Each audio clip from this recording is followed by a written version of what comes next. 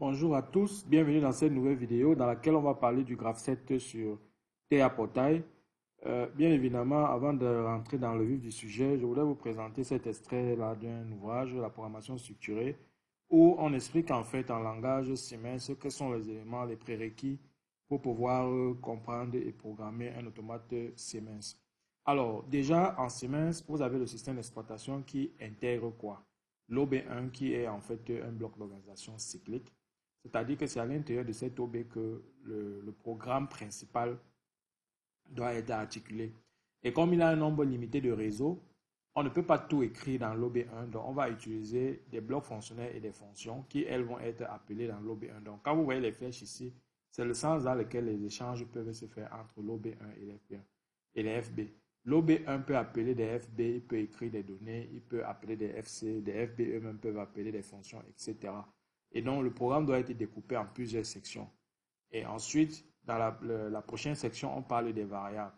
Donc, ça, c'est un extrait d'un livre qui s'appelle Le Grand Guide des systèmes de contrôle commande, qui est un ouvrage assez complet pour tous ceux qui souhaiteraient apprendre les automatismes industriels.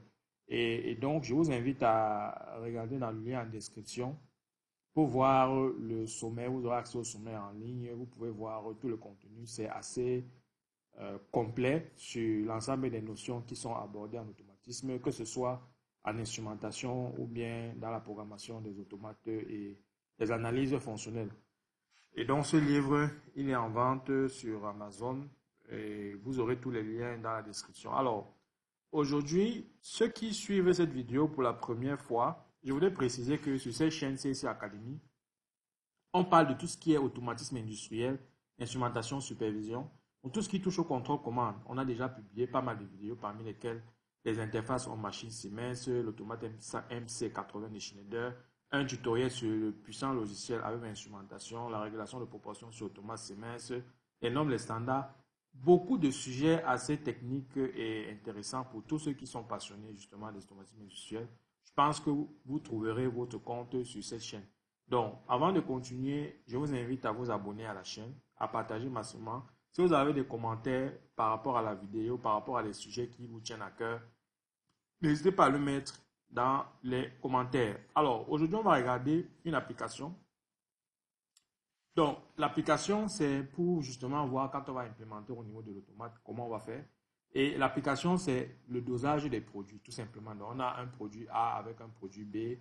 On a un transmetteur de débit A, transmetteur de débit B. On a un bouton débit cycle. On a une résistance de chauffe. Et il y a donc des consignes de production. C'est-à-dire que dans l'application, il y a des volumes de produits qui vont être définis. C'est les volumes à doser. Et après le début de cycle, le produit A est introduit donc dans le réservoir en ouvrant la vanne VA qui est une vanne NF normalement fermée. Et une fois le volume atteint, c'est plutôt la vanne B qui va s'ouvrir et laisser. Donc, pour la vanne B, lorsqu'on a une consigne qui est supérieure à 1000 litres, le chauffage se met en marche pendant l'admission du produit B. Donc, ce chauffage doit être mis en marche si le volume demandé pour le dosage du produit B est supérieur à 1000 litres. Et lorsque, donc si effectivement ce n'est pas supérieur, on n'a pas besoin de mettre en place la résistance de chauffe. Et lorsque QB est atteint, la vanne VB se ferme et un temps d'attente de 30 secondes est observé pour arrêter le processus et le vidage du réservoir n'est pas géré dans cette application. Voilà, donc voilà concrètement l'application sur laquelle on va travailler. Et donc là, on ne va pas revenir dans les détails pour expliquer comment on a fait le graphique, etc. Vraiment, vous avez plein de cours que vous avez dû suivre lors de vos formations et tout. Et même dans le livre que j'ai présenté au départ, que j'ai écrit personnellement, vous trouverez beaucoup d'exemples sur comment est-ce qu'on représente un graphe 7 et puis quels sont les éléments à prendre en compte par rapport à la norme 6848. Alors, ici, on en a représenté l'étape initiale en disant que on appuie sur le début cycle, on a le produit VA, donc la vente VA qui va s'ouvrir, donc le produit VA va être admis. Lorsqu'on atteint la consigne A, on va donc passer sur la deuxième étape pour admettre le produit B. Et là, on a une action qui est dite conditionnelle, c'est-à-dire que la résistance de chauffe ne va être sollicitée que si on a un produit qui est supérieur à 1000 litres. Et lorsqu'on atteint la consigne QB, on va aller à l'étape 3. On patiente 30 secondes pour revenir. Donc, voilà concrètement ce qu'on va faire. Alors, on va revenir rapidement sur TA Portail. On va créer un projet qu'on va appeler G7 mélange AC, par exemple. Et on va essayer de manipuler les anciens automates qui vont disparaître bientôt, qui ne seront plus supportés, les automates S7300, parce que, bien évidemment, le langage Graph7 sur les automates CMS sont disponibles sur les automates S7500 et les automates S7300 et S400. Si vous voulez travailler sur les S7200, vous n'aurez pas l'accès au langage Graph7. Et là, donc, je vais rajouter un appareil, je vais rajouter un automate. On va rajouter rapidement S7300. Et par rapport aux variables qui sont mises en place actuellement, on va rajouter un S300. On peut en rajouter un 312, hein. C'est pas gênant.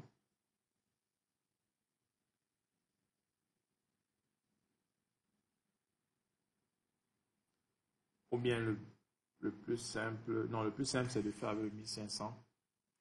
Comme ça, quand on rajoutera des fonctionnalités sur le projet, on sera un peu à l'aise. Donc, je rajoute là un CPU 1500.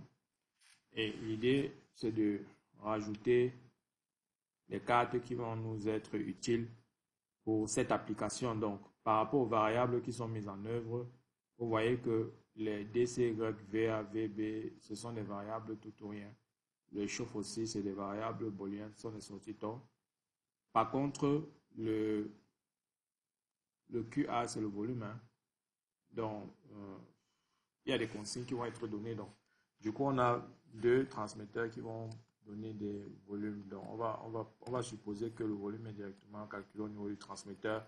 Pour simplifier, on va donc rajouter ici dans le catalogue matériel, on va rajouter des cartes d'entrée.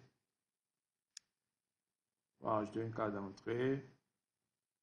On va rajouter une carte de sortie TOR. 8 sorties, c'est suffisant. Et on va rajouter une carte d'entrée analogique. Voilà.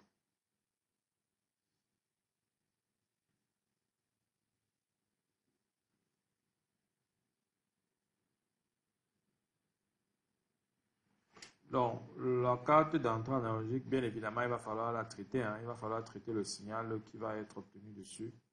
Et donc, on aura deux mesures. On aura le volume A et on aura le volume B. Au niveau des entrées TOR, on va rajouter le début cycle. Qu'est-ce qu'on a d'autre? C'est tout. Et au niveau des sorties TOR, on aura plutôt le VA, VB, chauffe. Donc, là, j'ai fini avec ma configuration matérielle. Donc, je vais faire un bloc rapidement. Ça va nous permettre de revenir sur les entrées analogiques. On aura un bloc qui va s'appeler le traitement ANA. Un langage à contact, c'est suffisant.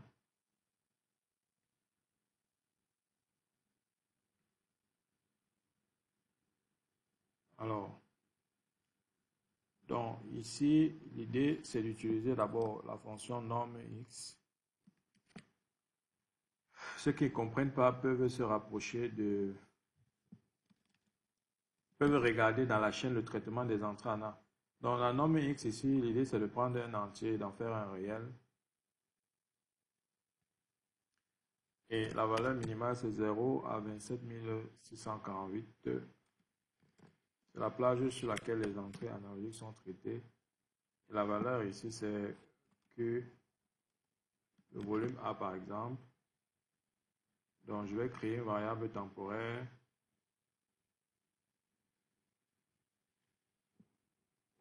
VA temp. Et ici, on sera plutôt en réel. Et on va donc faire la VB temp. Donc VA temp. Et c'est le même VA temp qui va rentrer là. On suppose qu'on a un volume qui va varier de 0 à 5000.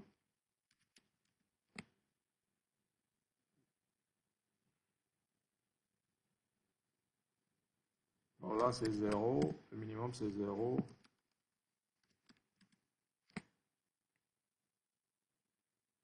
Et là, on va donc sortir sur VA réel. Donc, c'est une variable réelle. On va créer un tag dans la mémoire globale. Alors, une fois qu'on a fait ça, on copie tout le réseau, on colle. Et ce qui va changer, c'est ici, c'est le volume B.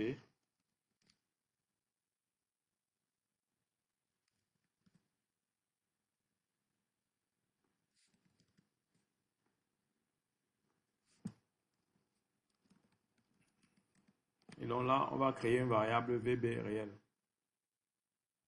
Toujours dans la zone de mémoire globale. Donc là, j'ai traité mes signaux analogiques. Alors, ici, on va donc rajouter un traitement. On va rajouter donc un bloc qui va nous traiter notre graph 7. Donc, le graph 7, c'est un bloc. Et retenez d'entrée de jeu que c'est un langage qui n'est disponible que pour des fonctions, pour des objets de type FB, c'est-à-dire des function blocks. Donc, je vais rajouter un bloc ici, function, et je vais l'appeler graph 7. Et on va choisir le langage ici, graph, et on valide.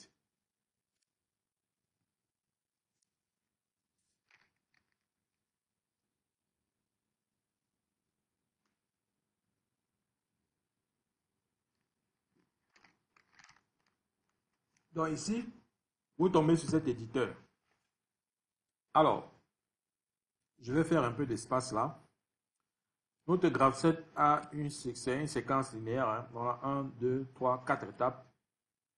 On va donc rajouter ici en cliquant sur ce bouton. Vous avez des objets ici. Par exemple, là, c'est un objet qui vient avec une étape et une transition. Donc, c'est plus facile pour moi. Donc, ça fait 2, 3, 4. Et ici, je vais dire, je fais un saut d'étape pour revenir à l'étape 1.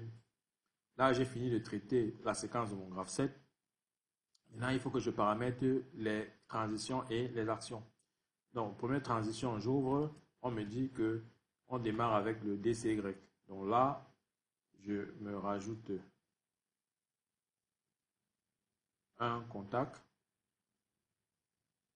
pour dire que c'est le DCY qui me lance le graph 7. Deuxième transition, on me parle d'une consigne qui est égale à consigne A. Donc, je vais rapidement créer un data block dans lequel je vais ranger mes consignes pour être structuré. Donc, je vais l'appeler DB consigne. Et dans ce data block, j'aurai consigne A, consigne B. Donc, ce sera le volume de produit à souhaiter et on aura le volume de produit B. Maintenant, là, je suis dans un data block. Je reviens sur mon graph 7. La deuxième transition, il faut qu'on soit au moins égal à la consigne A. Donc, avec le volume A réel. Donc, je vais faire une comparaison ici. Je vais prendre une boîte vide. Et ici, je peux dire que je suis supérieur ou égal le volume A. Non, je vais prendre le volume A, le VA réel qui est mis à l'échelle. Il doit être supérieur à DB consigne.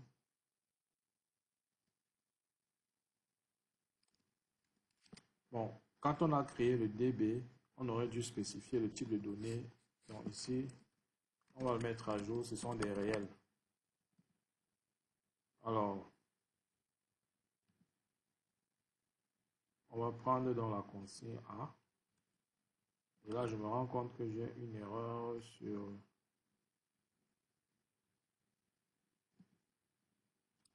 OK.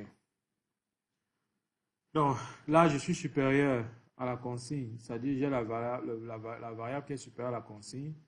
Et c'est pareil ici. Donc, je vais faire un copier-coller, CTRL-C, CTRL-V, ça marche. Par contre, ici, je suis à VB réel. Et là, je dois plutôt être en DB consigne, prendre plutôt la consigne B.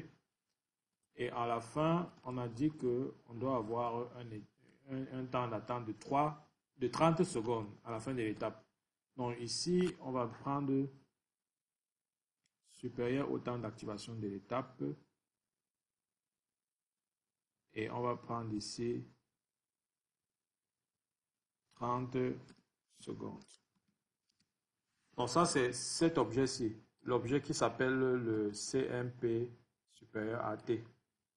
Voilà. Donc maintenant que j'ai défini, j'ai programmé toutes mes transitions, il est temps de passer aux actions. Première action à l'étape 1, je dois, dans l'étape 1 ici, comme ça commence à S1, c'est l'étape 2 dans mon graphe. Donc je vais prendre l'étape 2, j'ouvre ici, en cliquant sur ce petit bouton là, il vous permet de voir. Et le type d'action, c'est une action de type normal, c'est-à-dire mettre à un temps que l'étape est active.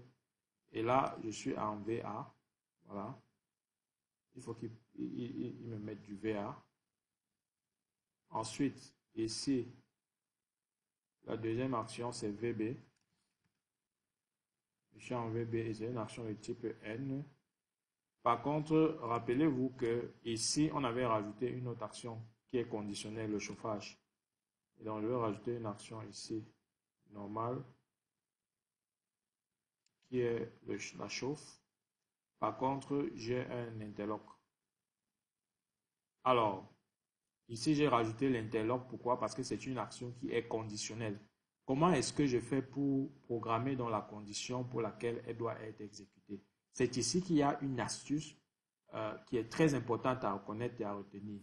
Alors, ici, on a vu étape unique et on a vu graphe. Si vous voulez avoir accès à la programmation des interlocks, vous devez prendre la vue étape unique. Donc, je vais d'abord revenir sur la vue étape unique. Et au niveau des interlocks, ici, je vais dire que mon interlock, c'est que j'ai une mesure qui est supérieure ou égale à 1000. Et là, c'est plutôt mon DB consigne. On a dit que si la consigne B est supérieure ou égale à 1000, supérieure ou égale à 1000, alors j'aurai ma condition d'interlock. Donc, une fois que j'ai fait ça, je peux revenir sur la vue du graphe en entier. La dernière étape, c'est une étape sans action, c'est une étape d'attente. Voilà, donc là, j'ai terminé mon graphe 7. Maintenant, il faudrait que tous ces éléments puissent être appelés dans l'OB1. Je vais donc faire glisser mon traitement en A et mon graphe 7, je vais faire un glisser-déposer pour qu'il soit appelé. Il a besoin d'un data block d'instance pour fonctionner. Donc, je vais valider le data block d'instance.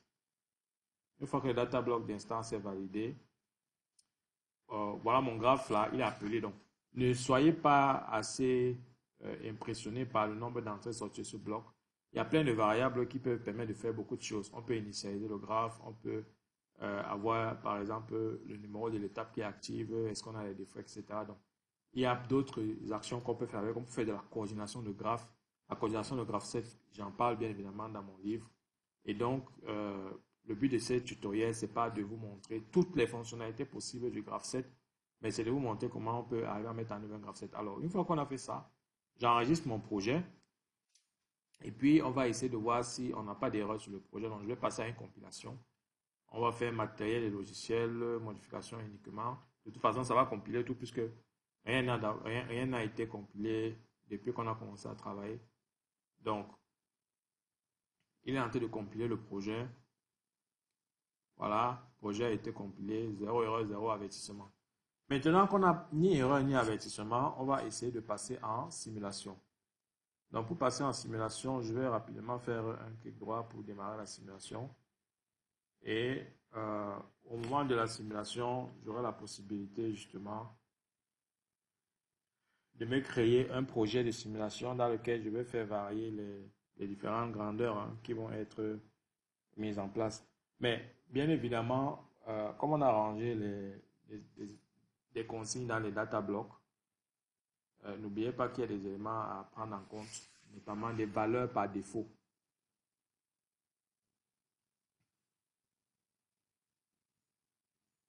Donc là, on va charger simplement et puis on va passer en simulation. Hein.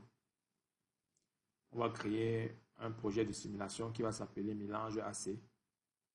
Et le but dans ce projet de simulation, c'est justement de définir les variables qui vont être simulées lors de l'exécution pour tester l'application. Donc, c'est une tâche qui peut s'avérer un peu chronophage. Mais bon, on n'a pas le choix parce que si on veut faire une vraie simulation, il faudrait qu'on ait tous ces éléments-là. Donc, ici, je crée un nouveau projet de simulation que je vais appeler G7 mélange AC.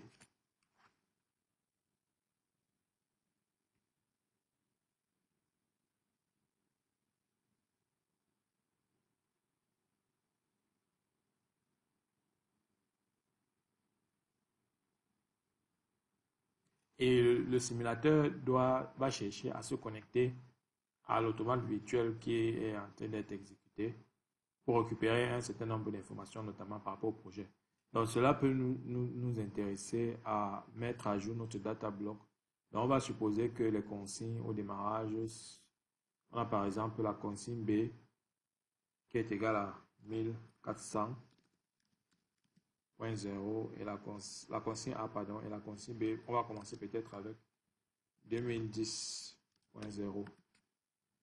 Donc, j'enregistre et je compile mon graphe.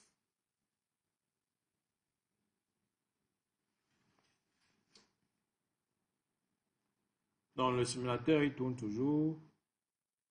Il essaie de récupérer les données du projet en ligne. On est presque à la fin là. Et je connais que c'est assez gourmand en ressources. Hein. Si vous n'avez pas un PC, si vous n'avez pas un PC qui est certaines caractéristiques minimales, ça peut être frustrant de travailler sur cette application. Alors,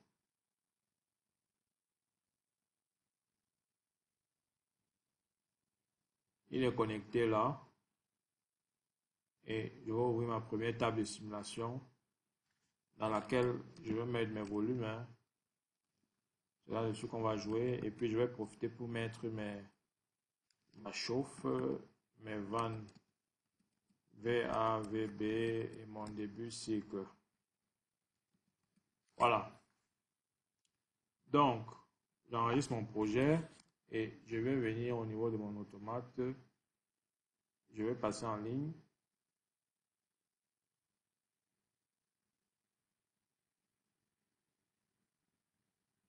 Et je vais charger dans l'appareil.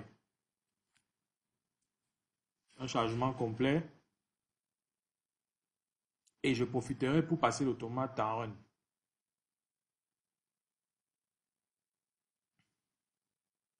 Donc, quand on a fait ça, au niveau du main, je peux activer ma visualisation dynamique et venir sur mon graphe là. Vous dites ouvrir et visualiser. On se fait un peu de place. Donc, vous voyez que là, on est à l'étape initiale. Hein. On attend le début cycle, rien ne s'est passé. Donc, comment ça marche? Je donne un début cycle ici. C'est une impulsion. Vous voyez que j'ai le VA qui est là. Donc, mon VA est là. Par contre, j'ai mon volume A qui est toujours à 0. Dans le volume A, je dois faire un forçage. Hein. Je vais peut-être dire que on va aussi rajouter le VA réel et le VB réel pour avoir les valeurs qui sont déjà mises à l'échelle. Donc, si je dis ici que je suis à 12 000 points, là, j'ai le 2170. Ça veut dire que j'ai dépassé la valeur, par exemple. Et puis, je suis passé à l'étape suivante. Hein. Donc, vous voyez là, j'ai dépassé le V arrière, je suis à l'étape 3. Il me faut maintenant le VB. Donc, je peux remettre mon VA ici à 0. Le VB, si je mets à 2000, il n'a que 361. Donc, je ne vais pas bouger parce qu'on s'attend à ce que mon 361 soit supérieur à ma consigne qui est de 2010. Et regardons un peu au niveau de la chauffe. La chauffe est à trou parce que justement ma consigne, vous avez vu ma consigne était supérieure. Donc je peux mettre le DB consigne là. Hein. La consigne A. La consigne B, voilà. La consigne B c'est 2010. C'est effectivement supérieur à 1000. Donc je continue, j'augmente un peu ma valeur du volume B. Je passe à 4500. Donc là, j'ai 813 et je n'ai pas toujours atteint le... Donc, je vais passer peut-être à 9000. Je suis à 1600. Bon, je n'ai pas toujours atteint. Donc, mon graphset ne bouge pas. Hein, je reste là. Ensuite, je vais passer ici à 14000. Donc là, je suis à 2500. Donc, maintenant, 2500, j'ai atteint. Et je suis donc ici à l'étape d'attente. Et j'ai le temps d'activation de mon étape qui est en train de compter. Donc, on a 10 secondes. Hein, je vais profiter pour remettre à 0 mon volume B. Et là, automatiquement, quand on va passer à 30 secondes, le graphe va se repositionner à l'étape initiale en attente d'un nouveau début cycle. Donc voilà comment pratiquement on peut mettre en œuvre un graphset sur un automate Siemens S700. Vous voyez là, on est revenu à l'étape initiale. J'espère que cette vidéo vous a plu. Si c'est le cas, n'hésitez pas à me le mettre en commentaire. Likez la vidéo, partagez la chaîne, partagez la vidéo massivement à tous ceux qui sont intéressés par l'automatisme mensuel, contrôle commande. Et à bientôt pour une nouvelle vidéo sur la chaîne CSC Academy, notamment les vidéos relatives à la série de vidéos de Parlons Tech.